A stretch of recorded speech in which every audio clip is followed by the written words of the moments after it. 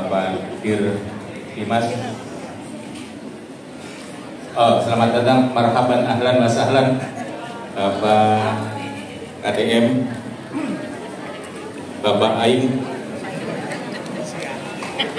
Luar biasa dong.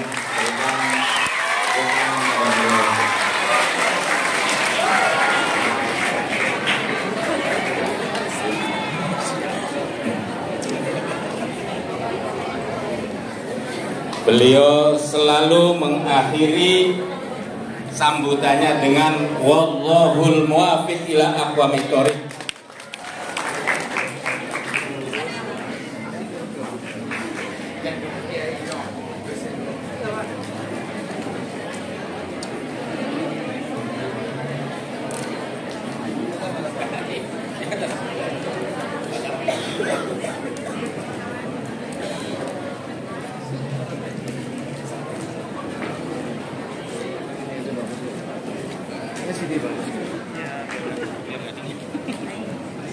Silahkan lagu.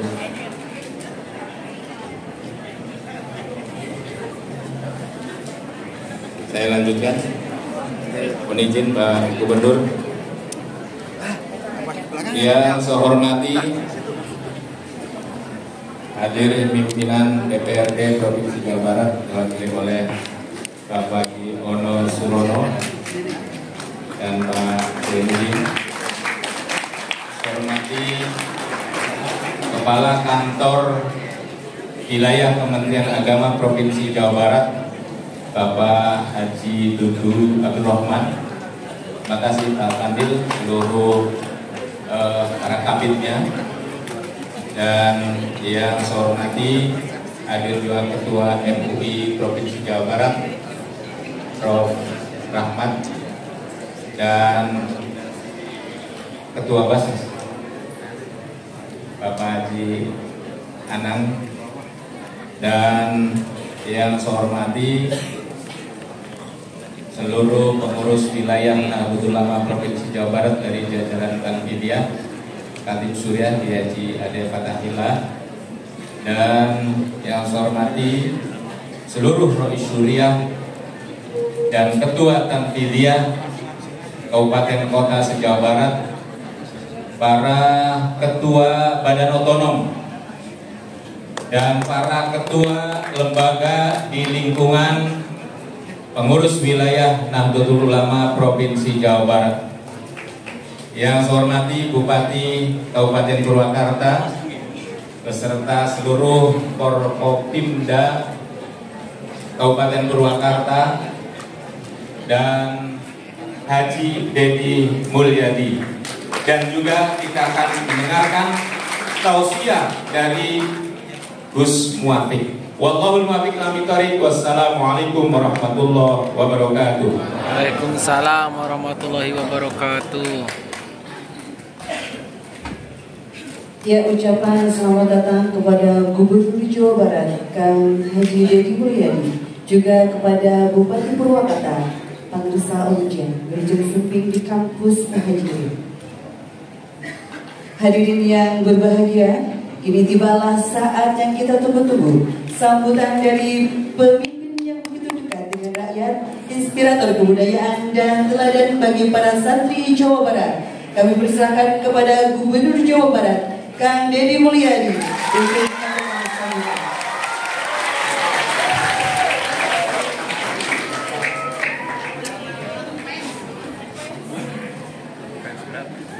Bismillahirrahmanirrahim. Assalamualaikum warahmatullahi wabarakatuh. Waalaikumsalam warahmatullahi wabarakatuh.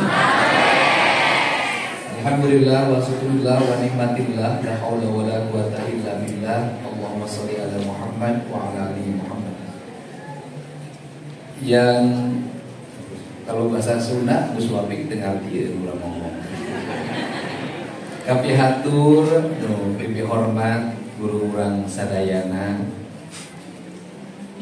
pamimpin anu alim, pandita nu wijaksana, lungguh timpuh andalemi, leuleus jijil wiatali, landung kandungan lair Aisyah. Pangersa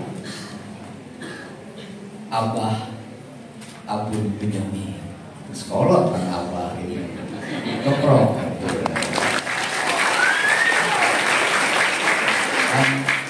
Ari ciri khas NU mah kieu.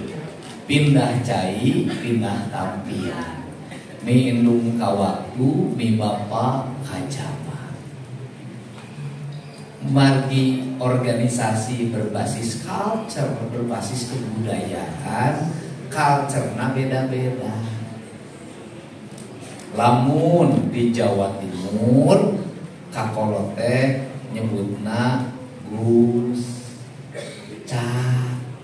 Ya gitunya. Ka istri kiai nyebutna Nyai. Lamun urang Sunda ka kiai teh Akang, Engkang, Adam. Leres teh? Malah kadiduna teh mah Aceh. Aceh teh kokolot di pasar. Gitu. Jadi beda. Ai kuring mah anyar deui abah abu. Kunaon sabab abah? Ari abah mah lain ukur tuturkeun pentaeun. Naon sababna abah abun pentaeun? Sabab abah abun mah geus reaketan reaketon.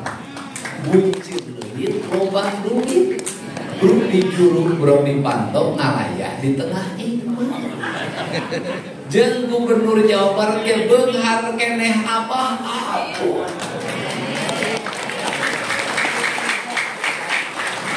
Di jalan veteran kebon kolot pasantren saha eta teh abah abun. Mangkat ka Citapen eta usaha pasantren abah abun.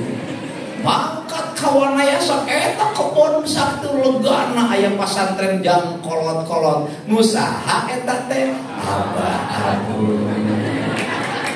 Mangkat deui ka Sukamulya. Sukamulya maka deukeut ka Mulyadi teh. Nusaha eta teh abah abun. Ayeuna di Karawang di Cikampek nusaha abah abun. Tapi abah abun mah sanajan rekeningna genut. Pasantrenna di mana-mana. Anger we imah mah leutik. Sederhana basaja. Kunaon gubernur lebih miskin? Aing mah tong pasantren pamajikan gitu boga.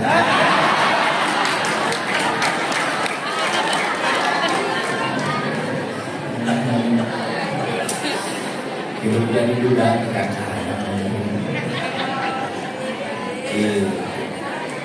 Iya, bener teh ngomong teh.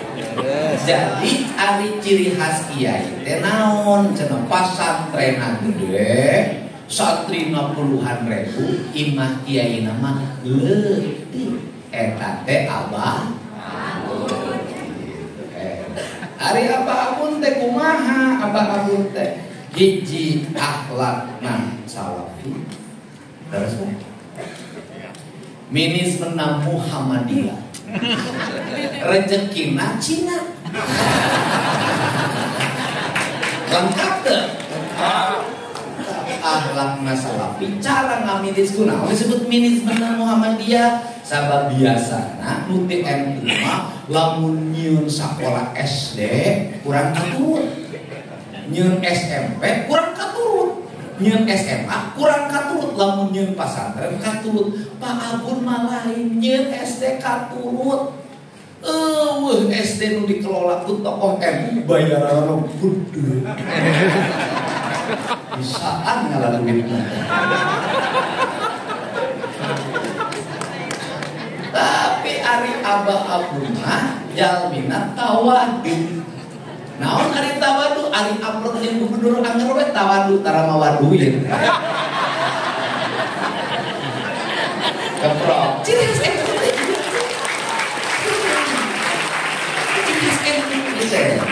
NU mah kalau serius gorowokan ngambek tara NU mah. Teu ngambek ge jelema sieun. Ngomong ngambek coba. Terus akan tara mawadu. Terus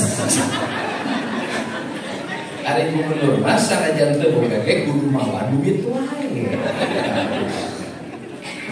Anu dihormat ya, Kiai Haji Juhadi Tanfijia beda Pak Bapak. Gitu ngomongna pertenta. Membara ngan duit mah eleh kurois. Itu Pak, Tanfijia mah baca rois. Cekropis ngaler cekropis gitu. Gitu. Ayo nulis pidato mah Tanfijia. Akhirnya perlombaan lomba rois lah.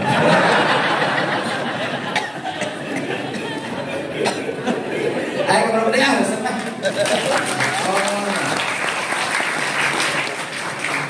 Nukapi hatur Hatib Surya, hatur nuhun, wilujeng. Kesepuhan. Wah, ampun bukan dosa kakarawa mencan. Beres kayak haditu tenang. Butuh beres. Tenang, ini mau pendukung utama. Coba ini begitu dipuji keluar kabeh dah. Itu ngamplop ku sabaraha.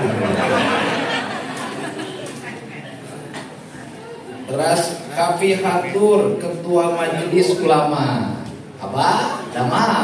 Alhamdulillah hatur nuhun. Nah iya kalau tulang itu tinggalin mulai ya kayak sejen kieu gondrong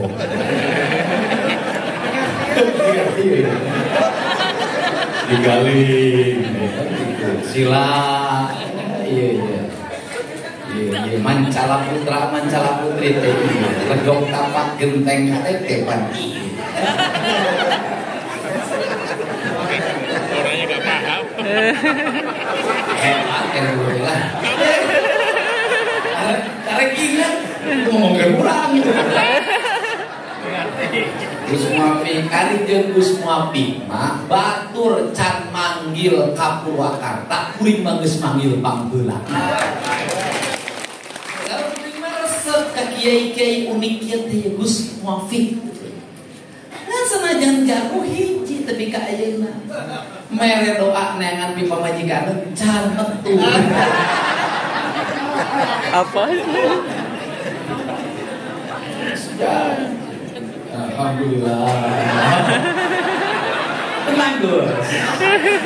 Jago ahli sejarah itu. Sok ngabahas Sukabumi. Hebat. Lah, dongeng eta dulu Pak Sukabumi hebat. Gus, yang itu cerita yang lari ke gunung, lari ke Sukabumi ke sana. Ada ceritanya. Saya ingat Gus. Tenang Gus. Tenang Gus. Gubernur Jawa Barat.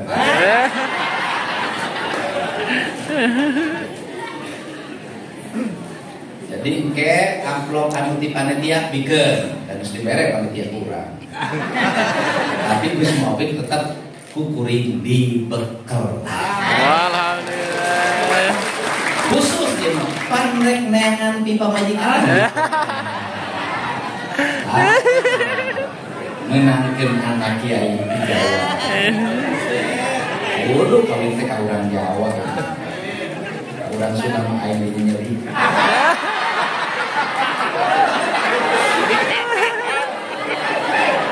Gak ngerti. Dan saksina dia abang-abang. Ketua Pimpinan Wilayah Badan Otonom Nahdlatul Ulama sawilayah Provinsi Jawa Barat. Ketua Tanfijia PCFU saprovinsi Jawa Barat kades jadi balik amplopan. Undangan khusus, waduh ieu paminggi urang Bapak Ono Surono. Ade, Ono Surono teh pendukung utama Deddy Mulyadi. Garda terdepan. Lain orang berbeda. Garda terdepan. Eta mah kamari mah sandiwara.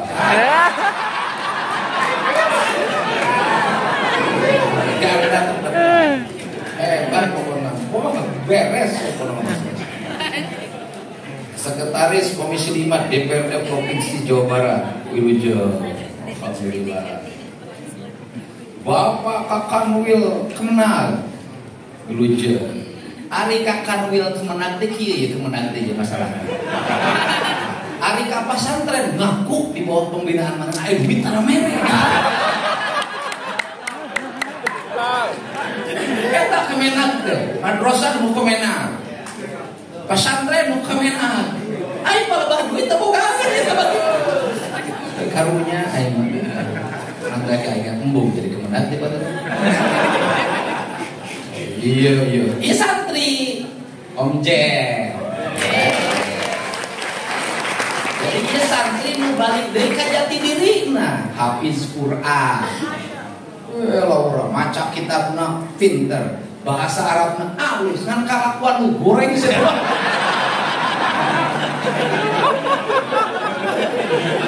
Tapi ayeuna mah insaf, ayeuna mah alhamdulillah. Geus, maneh insaf aing bangor. Iya balan kuring di baheula ieu. Waduh, kulantaran sok ngajar bahasa Inggris ngomong lagi bahasa Inggris. Kiai Haji John Dean. Alhamdulillah kaprok sadayana. Aya bapak wakil bupati aya. Eueuh, geus bae sigana teu akur. Masa bupati jeung wakil mah tara akur sebenarnya. Kapolres atur nuhun sadayana. Bapak terima kasih Pak Jenderal atur nuhun. Jadi bahasa Indonesia sekarang Gus. Karena ini apa sih saya selalu bicara tradisi, bicara culture. Karena itulah yang menjadi pembeda dari negara kita ini. Apa yang dimiliki oleh bangsa kita ini adalah culture atau budaya. Kenapa culture penting? Karena itulah kekuatan untuk membangun integritas dan jati diri. Karena membangun integritas dan jati diri, maka kita menjadi pembeda. Karena kita menjadi pembeda, maka Islam di Indonesia adalah Islam yang sangat berbeda. Berbeda apa? Berbeda metodologi pemahamannya, berbeda sosiologinya, berbeda cara pandang filosofinya, dan berbeda cara pandang antropologinya. Karena ini berbeda, maka Islam Indonesia mencerminkan semangat pluralisme dan rahmatan lil alamin. Sehingga karena menjadi pembeda, dalam pandangan saya, dalam pikiran saya, term berpikir justru yang harus kita pikirkan adalah bagaimana menjadikan Islam yang menjadi culture di Indonesia itu justru menjadi rujukan dalam pembelajaran keislaman di seluruh dunia. Itu ya, kita ini bisa menjadi punya keunggulan. Karena kita ini punya keunggulan, kita punya pembeda, maka pesantren-pesantren di kita seharusnya terus memperlihatkan diri sebagai pesantren yang punya jati diri sendiri. Kalau pesantren kita terbawa arus pada gaya orang lain, terus-terusan kita yang harus belajar ke tempat orang lain. Kalau terus-terusan kita belajar ke tempat orang lain, maka kita akan beranggapan bahwa di negara lainlah rujukan pengetahuan. Tetapi kalau kita yakin pada diri kita, paham pada sejarah kita, paham pada keberagaman kita, paham kepada Mbah Hasyim Asy'ari yang membuat pembeda dalam egosentris Islam tanah Nusantara, maka kita justru pesantren-pesantren kita akan menjadi tempat rujukannya belajar bagi seluruh mahasiswa di seluruh dunia. Itu. Nah, problemnya apa? Di antara kita ini bahwa adab yang kita berikan, kata orang Sunda, lendungkan menan lahir aisan, sifat lemah lembut, sikap hormat yang kita berikan dalam setiap waktu bukan mencerminkan kerendahan diri kita. Justru itu mencerminkan keutamaan diri kita bahwa Orang berilmu tidak mesti badannya ditegakkan. Justru dengan badannya dibungkukan, keilmuannya teruji dan terlihat keilmuannya. Sehingga ada lebih tinggi daripada bulan. Belajar gimana? Kita bayangin Pak, ada sebuah negara yang mungkin 40 tahun yang lalu negara itu miskin, orangnya penduduknya banyak, bahkan saking banyaknya mungkin sekian ratus tahun yang lalu sampai pergi ke Indonesia, ke seluruh belahan dunia. Kenapa? Tanahnya bermasalah, kering, tandus, konflik antar sukunya tinggi sehingga dia harus mencari tempat lain untuk dia berusaha. Namanya Tiongkok, Cina. Hari ini tumbuh menjadi apa? Sebuah raksasa yang sulit dikalahkan dalam bidang apapun. Mau ngomong ekonomi mereka unggul, mau ngomong politik diplomasi mereka unggul, mau ngomong teknologi mereka unggul. Kenapa mereka menjadi bangsa yang unggul? Mereka tidak rendah diri, mereka tidak merasa minder terhadap apa? Apa yang dimiliki dan apa yang diyakini. NU tidak akan sebesar hari ini, Pak. Kalau apa? Mohon maaf. Kalau tidak ada pemikir besar kontroversi yang merubah wajah Nahdlatul Ulama dari pinggiran ke menengah. Siapa? Gus Dur, Pak. Dia merubah wajah. Merubah wajah bagaimana? Pada saat itu kaum pesantren, kaum santri, kaum sarungan itu kan hanya pada bicara pusaran kepesantrenan. Belajarnya di sekolah tinggi agama Islam. Sehingga rule birokrasi, rule politik eksklusif, tidak bisa terisi. Kenapa? Karena kelompok NU lambat masuk perguruan tinggi. Pada saat kolonial Belanda, NU kan tidak lulus di ITB. Dia merepresentasikan diri pesantren dengan ketokohannya.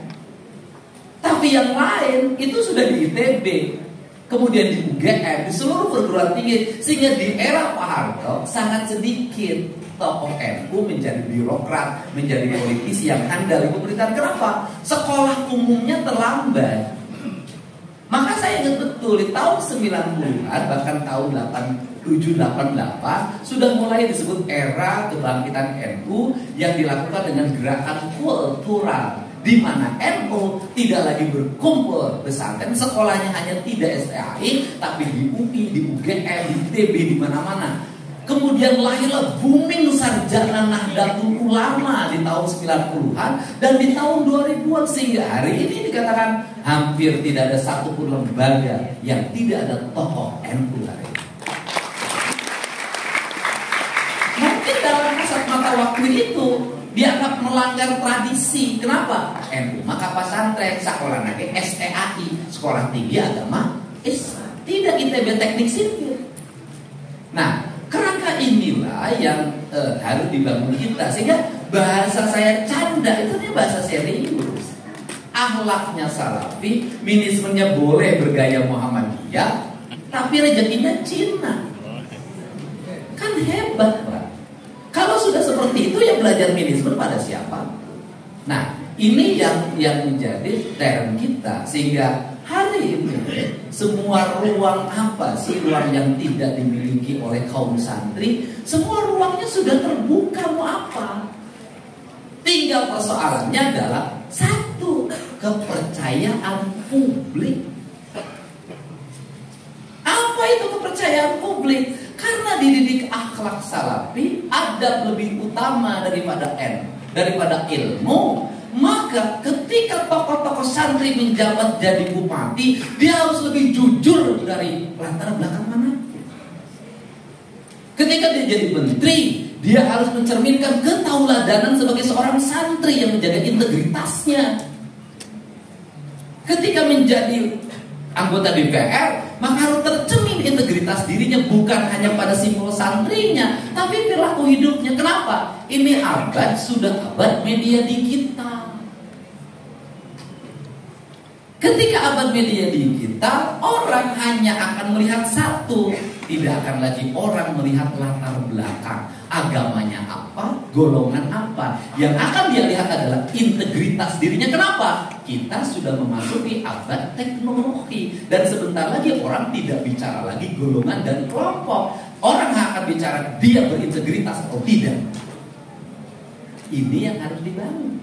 Sehingga kalau kita ingin menjaga marwah santri, gampang, jaga saja marwah agama. Ketika ingin menjaga marwah agama apa? Ya sudah, menjadi tauladan dan amanah pada jabatan apapun yang kita peroleh. Kenapa? Karena ini akan membangun harapan. Apa membangun harapannya? Orang akan berkata, sudah, kasihkan pada tokoh santri, pasti maju itu daerah. Kasihkan pada tokoh santri, pasti benar itu mengelola duit. Kasihkan pada tokoh santri, pasti makmur itu rakyat. Kenapa? Dia mengajarkan kejujuran dan keberpihakan pada siapa?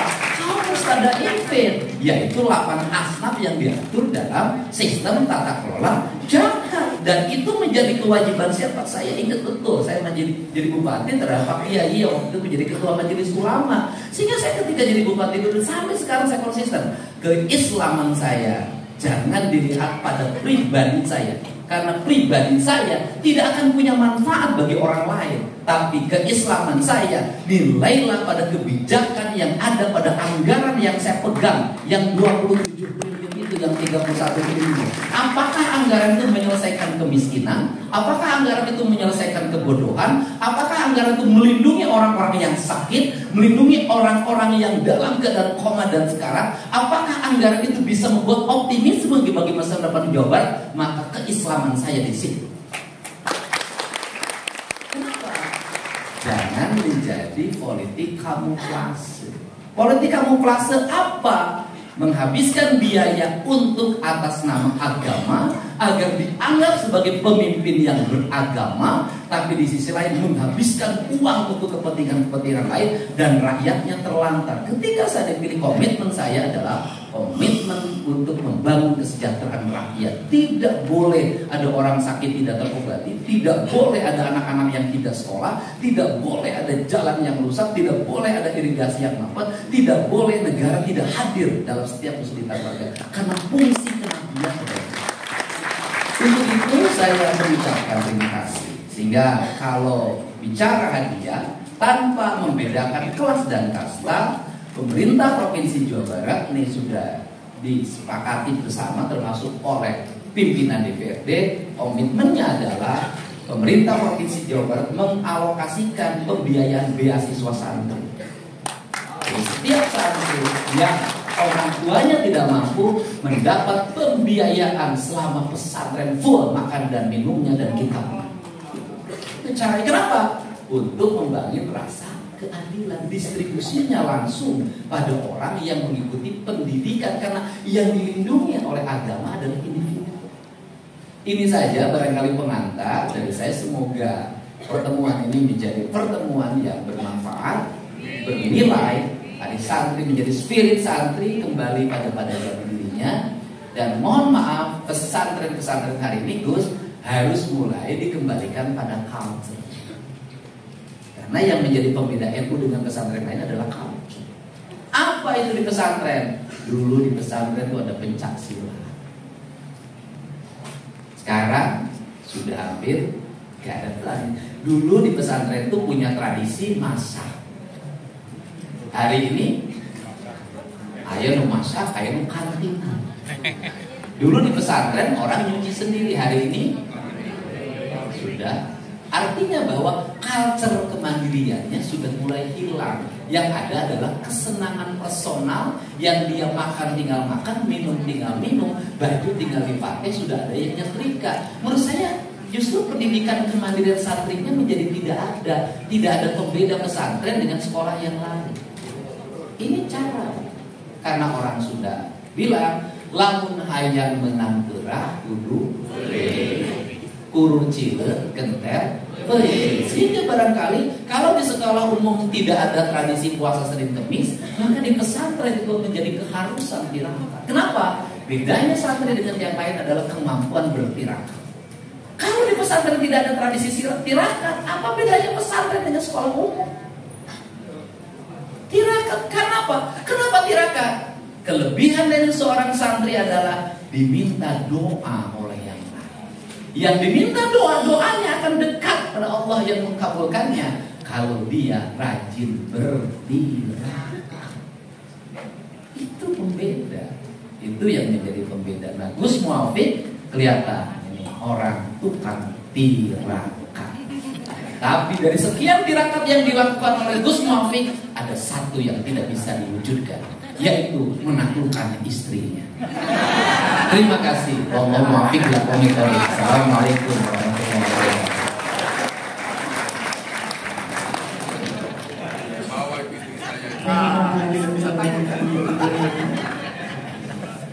Hadirin yang dirahmati Allah, kini saatnya kita simak mau'izah hasanah oleh ulama karismatik, sosok yang selalu menebarkan ilmu dan